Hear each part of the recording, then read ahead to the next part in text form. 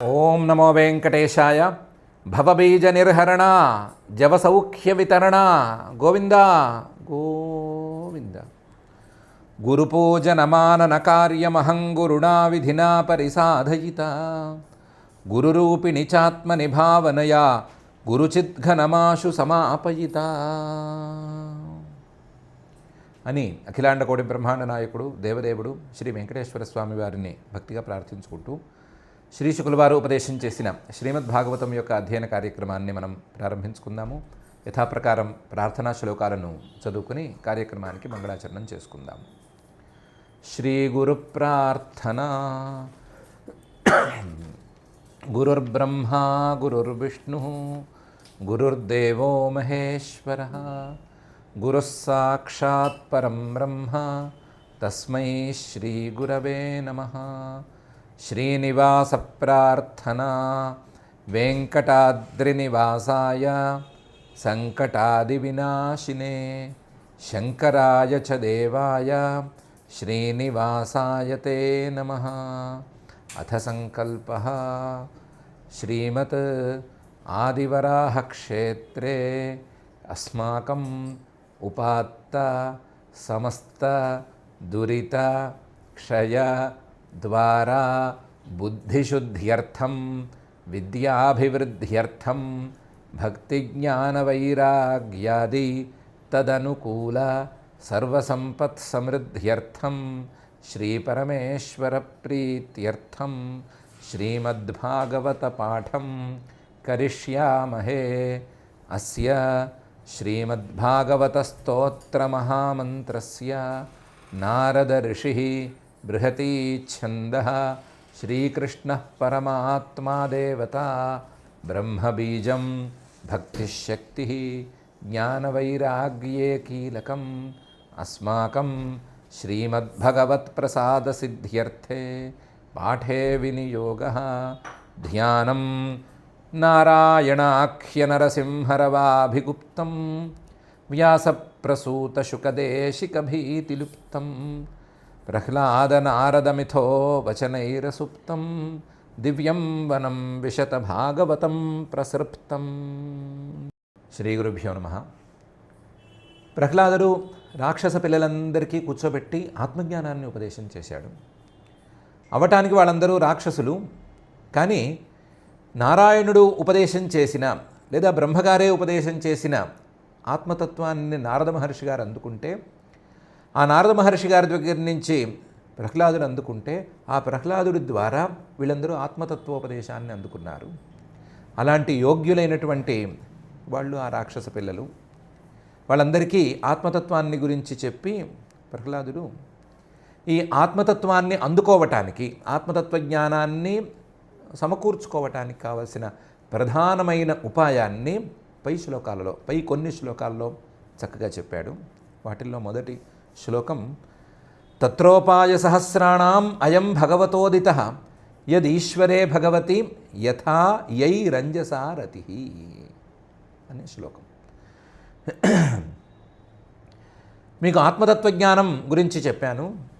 ఆ ఆత్మతత్వజ్ఞానం వలన సంసారం అనేటువంటి బీజం, సంసారం అనే కష్టానికి బీజమైనటువంటి అజ్ఞానం తొలగిపోతుంది అని చెప్పాను. సంసార బీజం అనే దానికి నిర్హరణం కలుగుతుంది అని చెప్పాను.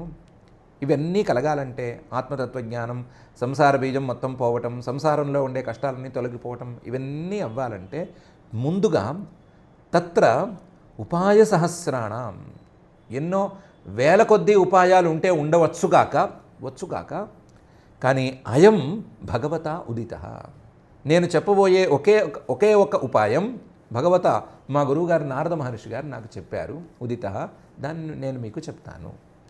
లేదా మా నారద మహర్షి గారికి భగవంతుడే సాక్షాత్తుగా చెప్పాడు, దాన్ని నేను మీకు చెప్తాను. అయం భగవత ఉదితః ఏంటంటే ఈశ్వరే భగవతి రతిః. ఈశ్వరుడు, పరమేశ్వరుడు, సర్వాత్మకుడైనటువంటి ఆ పరమాత్మ మీద, భగవతి పూజనీయుడు, షడ్గుణైశ్వర్య సంపన్నుడు అయినటువంటి ఆ పరమాత్మ మీద రతిః ప్రేమ, లెక్కలేనంత ప్రీతి. ఇదొక్కటే ఉపాయం. యదీశ్వరే భగవతి రతిః, అందులోనూ అంజస అంజస సాక్షాత్తు మధ్యలో ఈశ్వరుడి మీద ప్రేమకు ఆ ప్రేమించేటువంటి వ్యక్తికి మధ్యలో ఏ రకమైనటువంటి ఫలాపేక్ష అనేది అడ్డం రాకుండా, ఫలాపేక్ష అనేది మధ్యలో వ్యవధాయకంగా అడ్డుగోడగా ఉండకుండా ఉండేటువంటి అంజసారతి సాక్షాత్ భక్తి పరిపూర్ణమైన భక్తి, నిష్కామమైనటువంటి భక్తి, అది సరి అయిన ఉపాయం. ఈశ్వరే భగవతి అంజస రతి, నిష్కామ ప్రేమ అనేది దీనికి ఉపాయం అని చెప్పాడు ప్రహ్లాదుడు. ఈ రతి రావాలి అంటే ఏం కావాలి అంటే యథా యైహి అని రెండు చెప్పాడు. దానికోసం సత్కర్మలు చేసుకోవాలి, వేద విహితమైనటువంటి కర్మలను చేసుకోవాలి. యైహి యథా, ఆ వేద విహితమైనటువంటి కర్మలను కూడా విధానం ప్రకారం చక్కగా చేసుకోవాలి. అదే సమయంలో మళ్ళీ కామం లేదా కోరిక అనే దాన్ని మధ్యలోకి తీసుకోకుండా నిష్కామంగా చేసుకోవాలి. నిష్కామంగా సత్కర్మాచరణ చేస్తే, నిష్కామంగా వేద విహిత కర్మాచరణ అనేది కనుక చేయగలిగితే దానికి ఫలంగా భగవంతుడి మీద ప్రేమ కలుగుతుంది. ఆ ప్రేమ నేను చెప్పినటువంటి ఆత్మతత్వజ్ఞానం దానికి దారి తీస్తుంది అని ఈ శ్లోకంలో ప్రహ్లాదుడు చెప్పాడు. ఇది కూడా నేను నా నోట్లోంచి చెప్పటం లేదు, భగవతా ఉదిత, భగవంతుడే చెప్పాడు అని అంటున్నాడు. తత్రోపాయ సహస్రాణం అయం భగవతోదిత యదీశ్వరే భగవతి యథా యైహి అంజసా రతి అనే ఈ శ్లోకంలో. అయితే సత్కర్మాచరణ చేస్తూ కూర్చుంటే, సత్కర్మాచరణ మీదే బుద్ధంతా వ్యయమైపోతే, బుద్ధంతా ఖర్చు అయిపోతే ఈ ప్రీతి అనేది ఎక్కడి నుంచి పుట్టుకొస్తుంది అని అడిగితే అది కరెక్టే. సత్కర్మాచరణ అనేది వాటి సమయంలో చేసుకోవలసిన తీరులో సత్కర్మాచరణలు చేసుకుంటూ సాధించవలసింది, అది జరుగుతూనే ఉంటుంది. దానితో పాటుగా గురు శుశ్రూషయా భక్త్యా సర్వలబ్ధార్పణేన చ సంగేన సాధు భక్తానాం ఈశ్వరారాధనేన చ అనే తీరులో దాన్ని సాధించుకోవాలి అని అంటున్నాడు. ఆ పరమేశ్వరుడి మీద ప్రేమ, పరమేశ్వరుడి మీద నిష్కామమైనటువంటి అంజసారతి అనేది గురు శుశ్రూషయ, గురువులకు సేవ చేసుకుంటే లభిస్తుంది. కేవలం సత్కర్మాచరణ మాత్రం కాదు, గురు శుశ్రూషయ, గురు శుశ్రూష కావాలి. అందులోనూ కేవలం గురు శుశ్రూష, గురు సేవ చేసుకుంటూ కాలక్షేపం చేసినా సరిపోదు. ఆ గురువులు చెప్పిన దాన్ని వినాలి అనేటువంటి కోరిక, వినేటువంటి స్వభావం కూడా ఉండాలి. శుశ్రూష అంటే రెండు రకాలు, ఒకటేమో సేవ, మరొకటి వారు చెప్పింది వినటం అనేటువంటి రెండు విధానాల్లోనూ గురు శుశ్రూష ఉండాలి. గురు శుశ్రూషయ, అందులోనూ భక్తి నాకు ఈశ్వరుడి మీదే ఉంది, నాకు గురువుల మీద భక్తి లేదు అంటే చెల్లదు. భక్త్యా, గురువు మీద అచంచలమైనటువంటి భక్తి ఉండాలి. ఎంత భక్తి, ఎంత ప్రేమ అనేది ఈశ్వరుడి మీద సాధించాలో అంతే భక్తి, ఏమాత్రం తగ్గకుండా, ఒక గ్రామ్ కూడా తగ్గకుండా గురువు మీద ఉండాలి. అంతే ప్రేమ, అంతే విశ్వాసం గురువు మీద ఉండాలి భక్త్యా. అలాగే సర్వలబ్ధార్పణేన చ, చేసే పనులన్నిటినీ ఈశ్వరుడికి సమర్పించమంటారు కదా. చేసే కర్మలన్నిటినీ ఈశ్వరుడికి, యత్ కరోషి యదశ్నాసి యజ్జుహోషి దదాసి యత్ తపస్యసి కౌంతేయ తత్ కురుష్వ మదర్పణం అని భగవద్గీతలో పరమాత్మ చెప్పాడు కదా. అలాగా ఈ జన్మలో వ్యవహార ప్రపంచంలో ఏం దొరికినా సరే, ఏ వస్తువు దొరికినా సరే, ఏ చిన్న గులకరాయి దొరికినా సరే, అవన్నీ గురువుకి సమర్పించేటువంటి స్థాయిలో సర్వలబ్ధార్పణం అనేది గురువు మీద అలవాటు చేసుకోవాలి. అలా గురు శుశ్రూష చేసుకుంటూ తనకు వచ్చిందంతా గురువు యొక్క ద్రవ్యమే అని అనుకుంటూ గురువు మీద భక్తిని గనక పెంచుకుంటూ ఉంటే ఆ ఆత్మరతి అనేది కలుగుతుంది అని అంటున్నాడు. ఏమీ చేర్చిన శ్లోకం కాదు. యస్య దేవే పరాభక్తి యథా దేవే తథా గురౌ తస్యైతే కథితా హ్యర్థాః ప్రకాశంతే మహాత్మనః అనే శ్వేతాశ్వతర వాక్యం తాలూకు సారాంశాన్ని చెప్తున్నాడు. దేవే పరాభక్తి, దేవుడి మీద భగవంతుడి మీద పరాభక్తి అనేది కావాలి.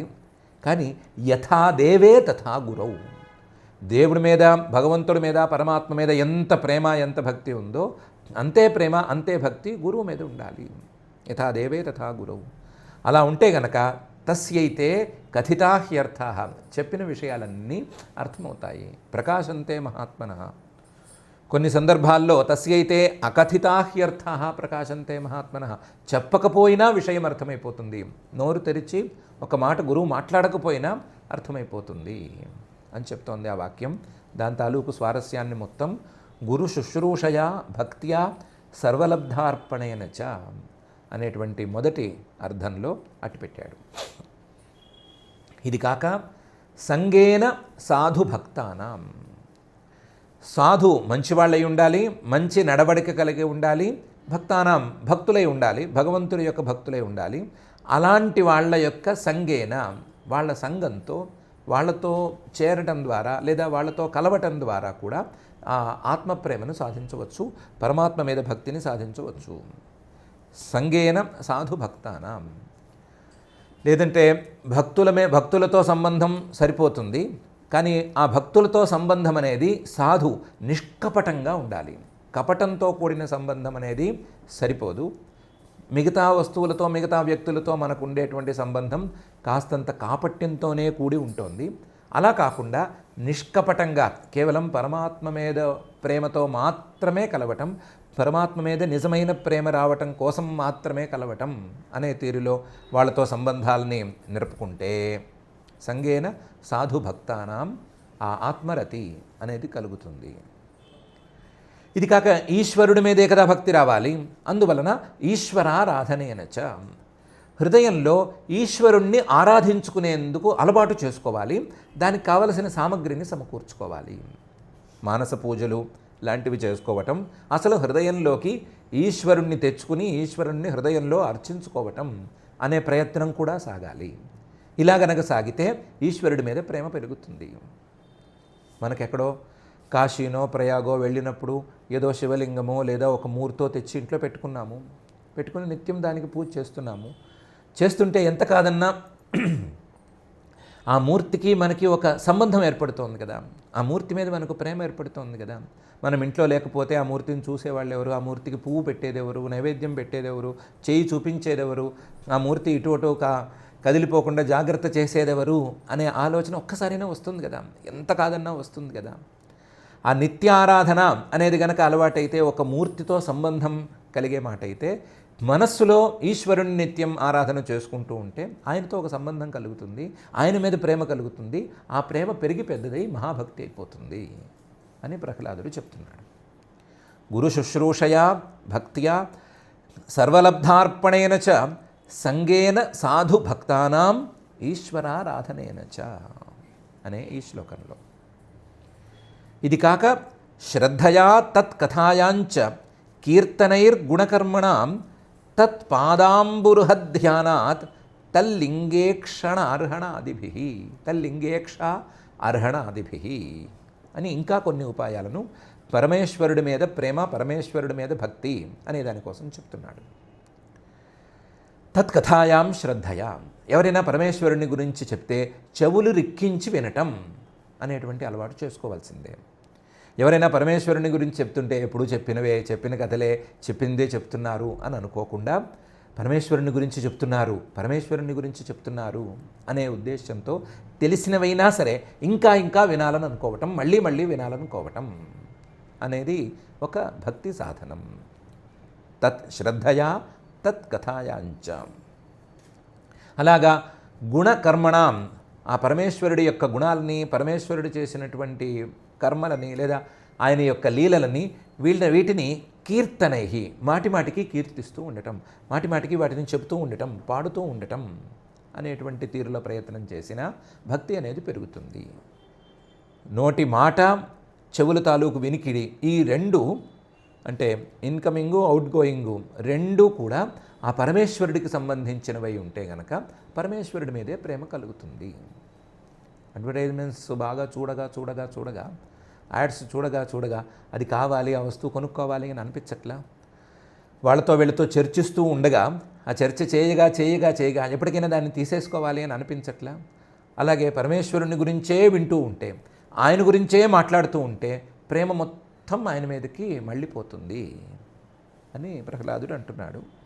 శ్రద్ధయా తత్కథాయాంచ కీర్తనైర్గుణకర్మణాం తత్పాదాంబురుహధ్యానాత్, ఆయన పాదారవిందాలనే ఎప్పుడూ ధ్యానం చేస్తూ ఉండటం, ఎప్పుడూ కాకపోతే ఎంత కుదిరితే అంత ధ్యానం చేస్తూ ఉండటం, మనస్సు నిలబడేటువంటి కాసేపైనా సరే ఆయన పాదాలని మనసులో తలుచుకుంటూ ఉండటం అనేది ఆయన మీద భక్తిని తయారు చేస్తుంది. తత్ పాదాంబురుహ ధ్యానాత్.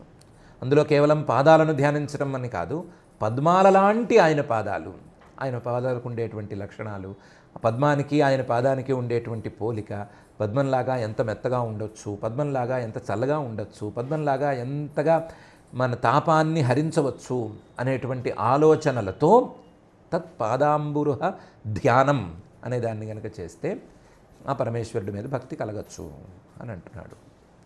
అలాగే తల్లింగ ఈక్ష అర్హణాదిభి, ఆ పరమేశ్వరుడికి సంబంధించిన మూర్తిని చూస్తూ ఉండటం. ఒక కాళ్ళు చేతులు ఉన్న మూర్తి అయినా పర్వాలేదు, కాళ్ళు చేతులు లేనటువంటి లింగాకారాల్లో ఉండేటువంటి రూపాలైనా పర్వాలేదు, శాలగ్రామాలు కావచ్చు, శివలింగాలు కావచ్చు, బాణాలు కావచ్చు, లేకపోతే శోణభద్రలు కావచ్చు, లేదా స్ఫటిక లింగాలు కావచ్చు, ఏమైనా సరే ఆ పరమేశ్వరుడికి సంబంధించిన ఏదైనా ఒక చిహ్నం, ఏదైనా ఒక మూర్తి, దాన్ని ఈక్ష ఎప్పుడూ చూస్తూ ఉండటం, లేదా కుదిరినప్పుడల్లా చూస్తూ ఉండటం అనేది కూడా భక్తిని పుట్టిస్తుంది. పసిపిల్లవాడిని చూడగా చూడగా చూడగా తల్లికి ఆ పసిపిల్లవాడి మీద ప్రేమ కలగటం లేదు, పెరగట్లేదు. అలాగే ఇక్కడ కూడా పెరుగుతుంది. అర్హణాదిభి, ఆయన్ని ఎప్పుడూ పూజిస్తూ ఉండటం, ఆ మూర్తినే పూజిస్తూ ఉండటం, పూజకి కావాల్సిన సామగ్రులను సమకూర్చుకుంటూ ఉండటం, ప్రదక్షిణలు చేస్తూ ఉండటం, పొర్లు దండాలు పెడుతూ ఉండటం, ఇలాంటివన్నీ కూడా ఆయన మీద భక్తిని తెచ్చిపెడతాయి. పసిపిల్లవాడికి నానా సేవలు చేస్తున్న తల్లికి సేవలు చేయగా చేయగా పిల్లవాడి మీద కోపం కాకుండా పిల్లవాడి మీద ప్రేమ ఇంకా పెరగట్లా, పిల్లవాడితో బంధం ఇంకా బలపడట్లా. అలాగే ఈ ఈశ్వరుడితో కూడా బంధం అనేది బలపడుతుంది అని ప్రహ్లాదుడు అంటున్నాడు. శ్రద్ధయా తత్కథాయాంచ కీర్తనైర్గుణకర్మణాం తత్పాదాంబురుహధ్యానాత్ తల్లింగేక్షార్హణాదిభి అనే ఈ శ్లోకంలో.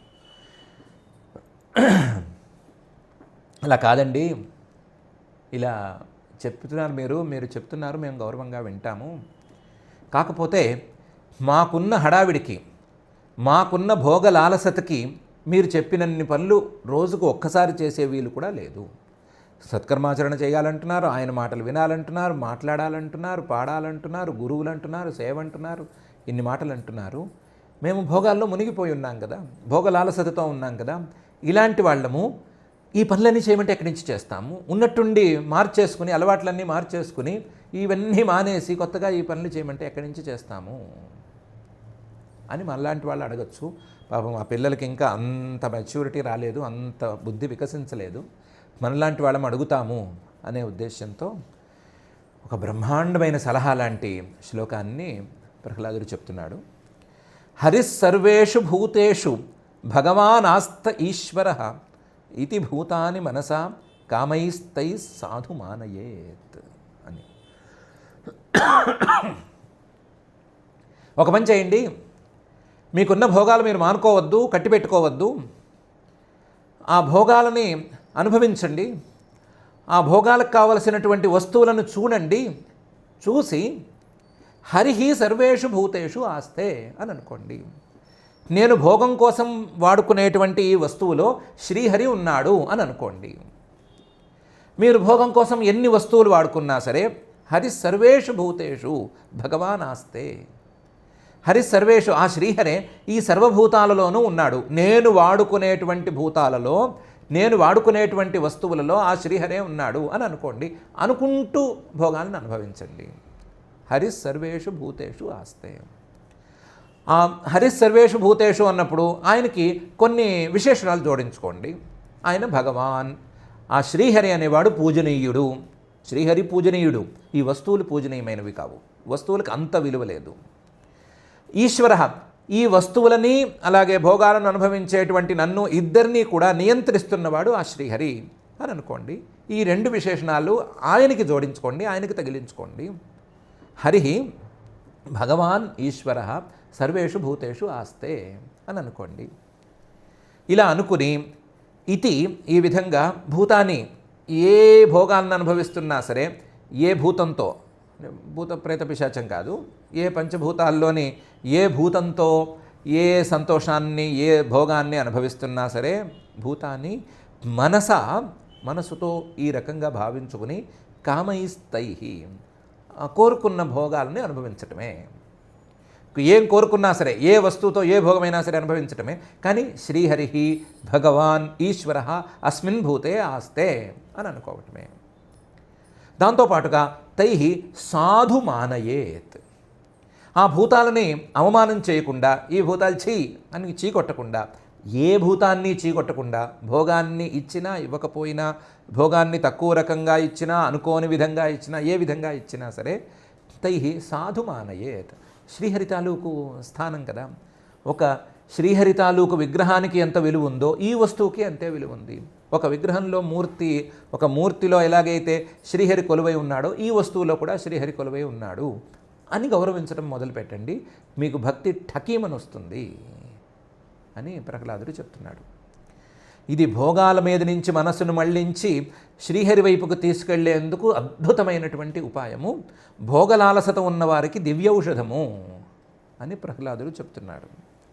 హరిః సర్వేషు భూతేషు భగవాన్ ఆస్త ఈశ్వర ఇది భూతాని మనసా కామైస్తై సాధు మానయేత్ అనేటువంటి ఈ శ్లోకంలో ఈ విధంగా చెప్పి తర్వాత ఏం చేయాలి, ఏ విధంగా ఆలోచించాలి అనే విషయాలని ప్రహ్లాదుడు చెప్పబోతున్నాడు. ఈరోజుకి మనం ఇక్కడికి ఆపుకుందాము. కొన్ని కారణాల వల్ల కొంచెం కాలాన్ని సంగ్రహించుకుని మనం ఇక్కడికి ఆపుకుందాము. ఆపుకునేటప్పుడు ఆయన చెప్పిన మాటలను ఒక్కసారి పునః స్మరించుకుందాము. ఒకటి, ఆ శ్రీహరి మీదే భక్తిని సాధించాలి, అదే సరి అయిన ఉపాయం. ఆ శ్రీహరి మీద భక్తిని సాధించడానికి కొన్ని ఉపాయాలు ఉన్నాయి, వాటిని పట్టుకోవాలి. అందులో స్వకర్మాచరణ, గురుభక్తి అనేది అతి ప్రధానం. మిగతావన్నీ దానితో పాటుగా వచ్చేవి, ఆనుషంగికాలుగా వచ్చేవి.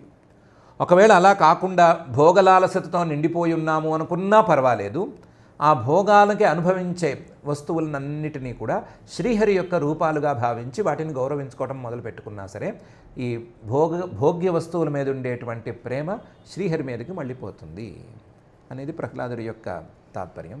ఈ తాత్పర్యాన్ని మనసులో గ్రహించుకుందాం. ఇంకా ఎక్కువగా ఈ తాత్పర్యాన్ని మనం పై శ్లోకాలలో చూసుకుందాం, ఇంకా కూడా ఎక్కువ చర్చించి నిర్ణయించుకుందాం.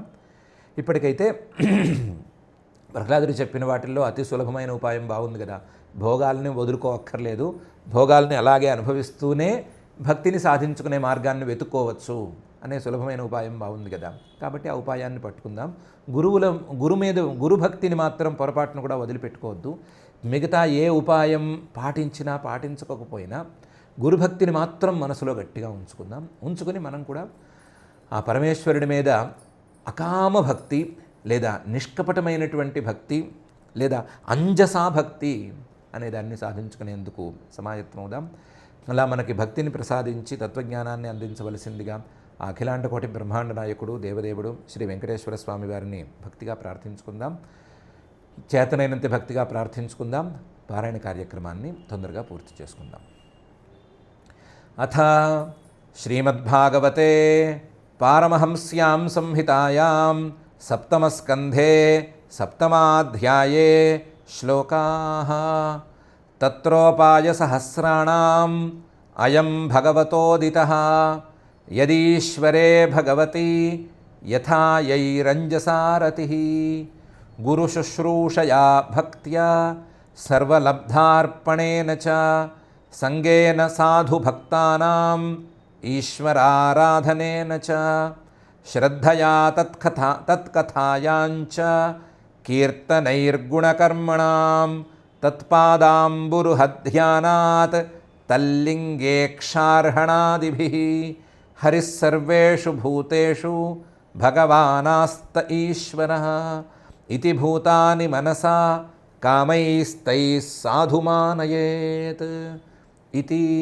శ్రీమద్భాగవతే పారమహంస్యాం సంహితాయాం సప్తమస్కంధే సప్తమాధ్యాయే శ్లోకాః యత్ర యోగేశ్వరః కృష్ణో యత్ర పార్థో ధనుర్ధరః తత్ర శ్రీర్విజయో భూతిర్ధ్రువా నీతిర్మతిర్మమ అథ క్షమా ప్రార్థనా యదక్షరపదభ్రష్టం మాత్రాహీనం చ యద్భవేత్ తత్సర్వం క్షమ్యతాం దేవ నారాయణ నమోऽस्तु అథ భగవత్సమర్పణం కాయేన వాచా మనసేంద్రియైర్వా బుద్ధ్యాత్మనా వా ప్రకృతే స్వభావాత్ కరోమి యద్యత్ సకలం పరస్మై నారాయణాయేతి సమర్పయామి. అథ లోకక్షేమ ప్రార్థనా. సర్వే భవంతు సుఖినః, సర్వే సంతు నిరామయాః, సర్వే భద్రాణి పశ్యంతు, మా కశ్చిద్ దుఃఖభాగ్ భవేత్. అథ మంగళం శ్రియః కాంతాయ కళ్యాణ నిధయే నిధయేర్థినాం శ్రీవేంకటనివాసాయ శ్రీనివాసాయ మంగళం.